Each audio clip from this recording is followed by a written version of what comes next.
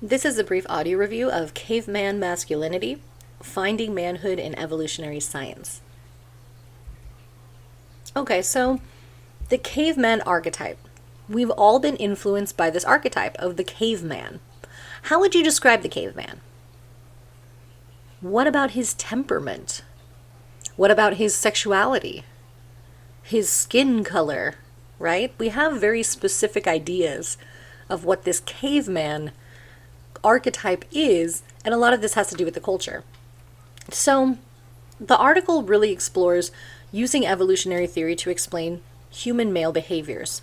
And often this is used to justify rape, sexual harassment, and general aggression in men.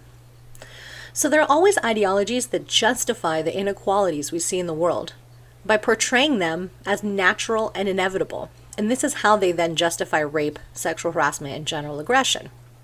As we'll later discuss, right?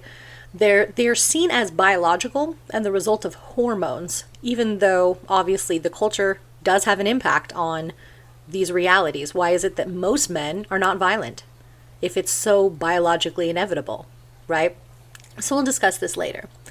But really, what's important is to understand how the portrayal and the understanding in the culture of evolutionary science, sometimes called the science of the mind, right, portrays sex differences based in this kind of evolutionary argument, right? And this has been popularized and legitimized in the kind of general culture, but there's also a version of evolutionary thought that's in the academic world, known increasingly as evolutionary psychology, or the science of the mind. So this combination we have in the culture of scholarly and popular culture, it waters down the science and imbues it with the ideals of American manhood, particularly this emphasis on youth and beauty. So according to evolutionary psychology, men catcall, cheat, or act in hypersexual ways, and again, hypersexual, the assumption being heterosexual ways, due to the habits of their long dead ancestors. So men like a specific kind of youth or beauty because they symbolize fertility. And the argument is that all men favor the exact same kind of body, which we all know is not true, and that is because they were successful in reproducing in the past. So the desire is just coming from a hardwired instinct. It has nothing to do with culture. It has nothing to do with beauty ideals and standards over time. It's just instinct, right? This is the argument. So the article also discusses the sociological theory from Pierre Bourdieu of habitus, right? So this is a theory about the way, how we live our lives, how we live the beliefs in the culture, actually make their way into our bodies. So this also explains why the logic is experienced and reproduced, right? Because we make reality when we act out these kind of accepted roles, right? So we'll discuss this more in depth later, but as scientific theories find their way into popular culture, they also are finding their way into men's bodies, in how they move, how they act, things of this nature. So the author argues that caveman masculinity is a form of retrosexuality, or as she calls it, I love this quote, the cringe-inducing backlash of beers and leers.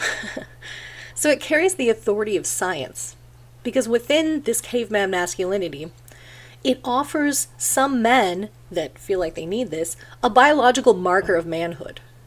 So while at the same time women's bodies become more and more socially regulated, as women gain more institutional and social freedom, men are allowed to have a range of bodies, right?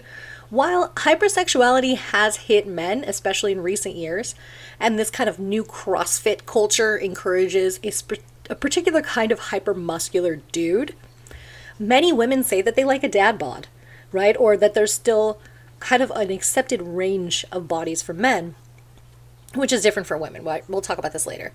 So men are losing ground economically and in higher education. And so this can lead to feelings of lost power, which is why the caveman discourse can appeal to many men, because it argues that men are biologically and therefore socially superior. So as their lives, their voices, etc., are privileged over those of women in their daily lives, throughout society. So it kind of gets reinforced as a belief. But again, there's a scientific or kind of weight to it because it's considered as biologically inevitable. Okay, so caveman as popular scientific story. So caveman ideology largely centers on men's aggressive heterosexuality, gets embodied and reproduced. While most men don't have a deeply scientific understanding of evolutionary science, many read about science in popular magazines or best-selling books, and some of these things often incorrectly cite or aggrandize or water down findings, which leads to misinterpretation of data. This is why those kind of books would not be considered peer-reviewed and citable for a research paper. But in many ways, the pseudoscience is believed and then it becomes embodied. So men are told that sexist double standards concerning appearance is evolutionary. Everything we think about men, that they need to have sex with as many people as possible due to a biological drive, which means men naturally fantasize over women, that they cannot be monogamous, that they're prone to cheat, but they can't be blamed for it. Oh no, it's just their biology, right? The idea that the white American ideal of beauty, right? What does that look like? The white American ideal of beauty. Large breasts, large ass, small waist, white, blonde, symmetrical, is also what we're told through highly contentious research, that this is a natural desire that comes from our ancestors. Men are told they are visual, so they need visual cues like pornography. So this heterosexual male fantasies are framed as biological. That all the men now are the descendants of men who liked women who looked like, I don't know, Giselle or Cindy Crawford or whoever the much younger, more modern versions of that are. My examples are dated. That have a certain type of, heterosexual masculinity, right? That made them reproductive success stories, and they're just reproducing that over time, right? That's the argument that people try to make. But really, we're using our current ideals and applying them to the past, right? So all this logic really does is coach social problems in inevitable scientific justifications, so that the idea of men's heterosexual aggressive inner core becomes a fact, right? It might not be a fact, but it becomes a fact as it becomes embodied and reproduced, right? So this aggressive inner core, again, it establishes this difference between men and women that assumes it's biological, which leads to perceptions of superiority, and again, is reinforced throughout the culture. So when it comes to the caveman as embodied ethos, Pierre Bourdieu talks about how power results in unconscious embodiment of cultural forces, or what he calls habitus. So popular arguments about evolutionary psychology and sexuality have a material effect on men, meaning that the power dynamics of larger society get taken into our bodies corporally. Bourdieu looked at the ways in which social class is embodied, like in our posture, in our lifestyle, how we walk, how we talk, attitudes, right? Speaking, taste. So he says that habitus is a social relationship, a social law converted into an embodied law. So basically, society tells us we have differences and we become those differences.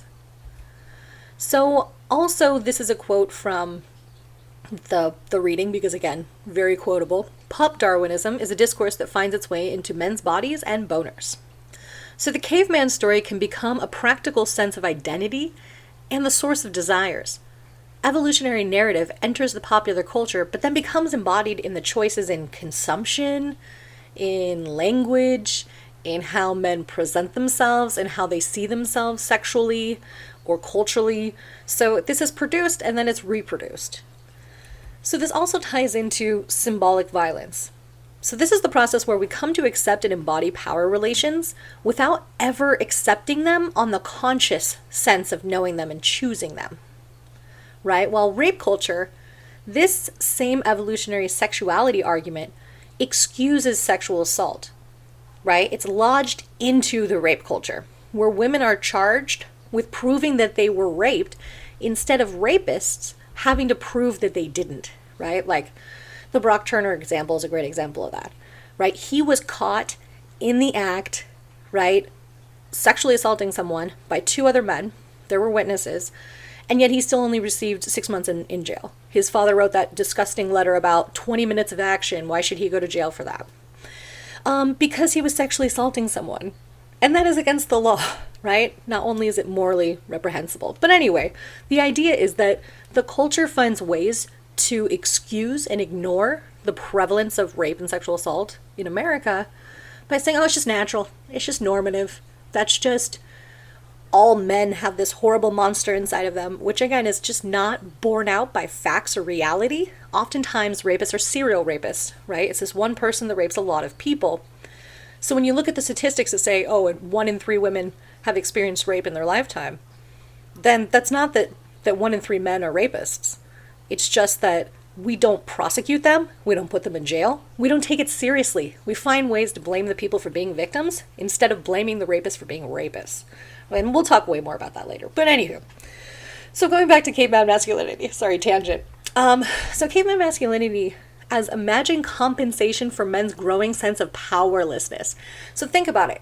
The narratives like this grow in the culture when men are losing power in the culture. We'll talk about this later in regards to kind of the cowboy narrative and all these other narratives that popped up when men had actually lost power.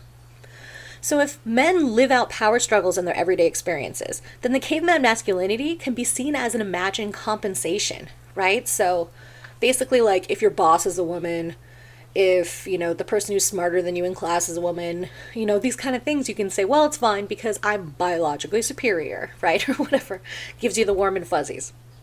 So men's desires are always performed in relation to the dominant discourses in circulation. So the quote-unquote biological fact of masculinity, or of caveman masculinity, is incorporated into living identities that deeply shape men's experiences of being men, right? And again, we talk about this, at least in the article, they do not mean men as a monolith, right? They mean men as a social group that are affected by cultural narratives, right? It's not as every man falls for this crap.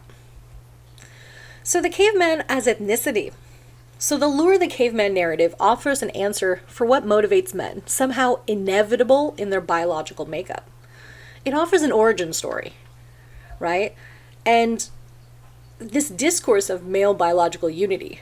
So it normalizes that all men are exactly the same, which makes a common biological identity, which of course is not true, right?